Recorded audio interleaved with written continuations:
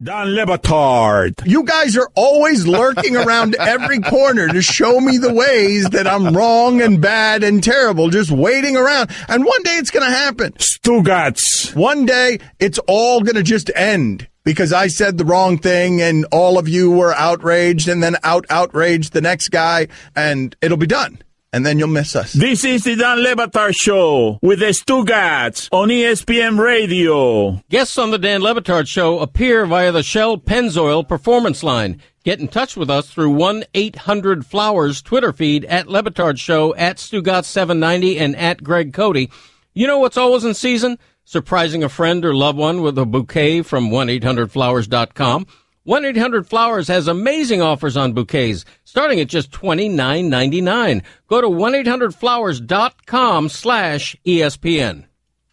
Mike, how's that poll coming back on Magic Johnson talk, whether people want it or not, at Lebatard Show? And can you guys find me Stugotz, please? I want to talk to him about this profound betrayal as he ignores our show, leaves me here with Greg Cote, who's stumbling and struggling with all the reads and telling me how hard it is, hasn't said enough during the show, haven't gotten enough personality. I'd like to talk to Stugotz and yell at him about his betrayals. 52% of the audience wants you to stop talking about Magic Johnson. What about Stugotz defending me on Magic Johnson, though? What about that? Would you like to hear that from Mike and Mike? Stugotz feels the tornado coming and is throwing lawn chairs and chainsaws and hatchets into the tornado. I'll tell you what, Keyshawn.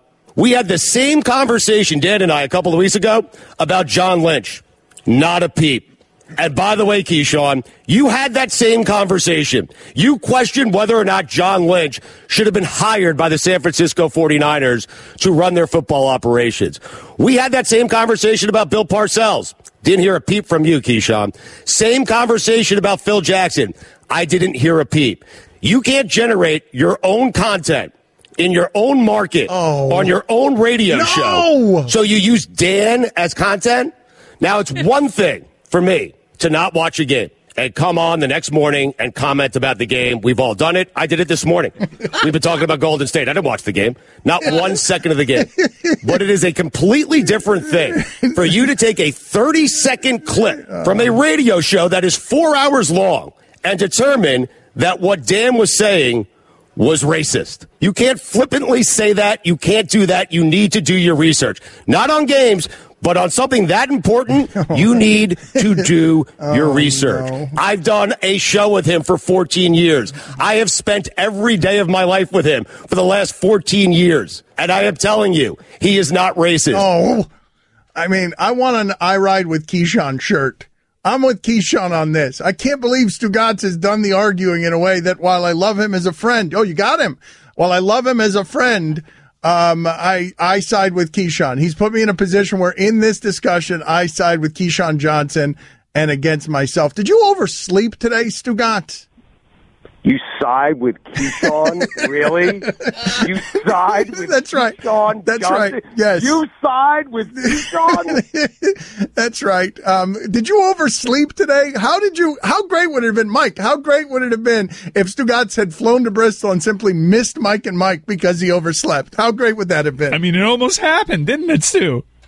Listen, I set the alarm for 4:15. I remember it going off. And then I hit what I thought was the snooze button, but I hit the off button instead. And the next thing I know, it's 5. Like I wake up, it's 5:21, and there was no shower. My hotel room is an absolute disaster. I heard it was a sink shower. I heard it was a sink shower situation. I did. I ran my I filled up the sink and I put my head in it, and then I ran like a bunch of gel through my hair, and it was all frizzy and funky. I mean, that hotel's a block away from campus. It's so bad. How great would it have been? Put it on the poll, Guillermo, at Lebatard Show. Have you ever done that? Hit the off button and overslept because you thought it was the snooze button. Are you having fun? What the hell's going on up there? It's not that I don't want you as an ally. It's that I don't like that white people and black people are fighting and that I'm on the white side. I know that you hate that, but I told you yesterday as I waddled out of the studio that I was going to take care of you, that I got this covered. And so what I did was I took everyone out one by one. LZ Granderson, I took out Keyshawn, I took out Michael Thompson inexplicably. and I'm glad that I did it. I'm a little disappointed that you're not taking my side and taking Keyshawn's side. But Greg, I don't know. Like, Greg, to hear these things about Dan because you know him so long, like, it's absurd. So I'm wondering, did I do anything wrong? Like, how would you have defended Dan in that spot? Yeah, I was saying to Dan. You know you love the Dan Lebatard show on ESPN Radio.